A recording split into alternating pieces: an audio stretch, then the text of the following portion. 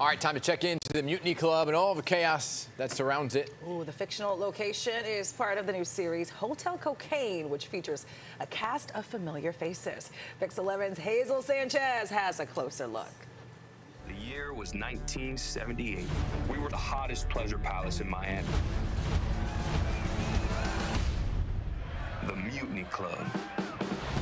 Cocaine, crime, and plenty of drama are regular guests at the Mutiny Hotel in the new MGM Plus series, Hotel Cocaine.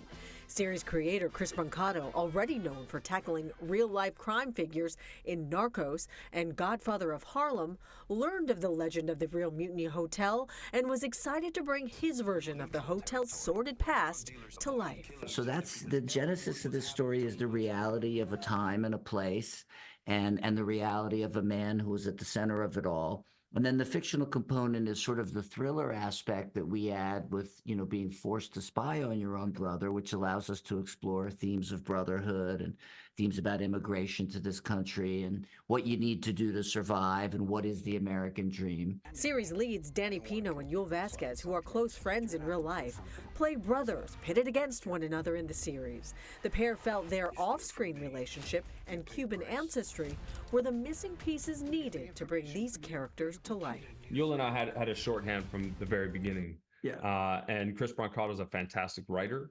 but he's not from Miami. Right. And he's not Cuban American. So a lot of the script was written in English, but our native tongue is Spanglish. Right. So we would go back and forth talking just in our personal lives. We go back and forth in Spanish and English all the time.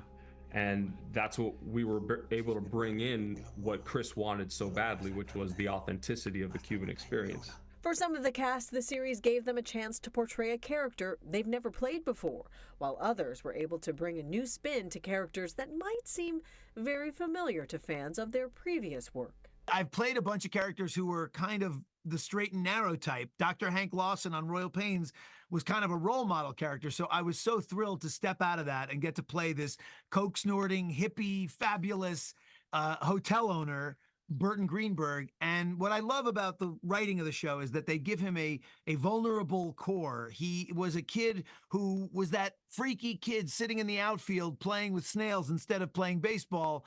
And when his mother, who celebrated, she told him to be as strange as he wanted to be, told him that was his superpower. When she meets an untimely end, he builds the hotel as a home for misfits like him. The fact that this is 1978 in Miami, the advent of the cocaine trade, there's just so many different ways to distinguish this from The Shield, which is contemporary Los Angeles, in gangland. It's a completely different guy and a different vibe. I just love the world, and Chris Brancato is a wonderful writer and was able to really work with me to create a three-dimensional character with his own life and his own background. Over time, I would come to learn a hard Miami lesson. Every pleasure has a price.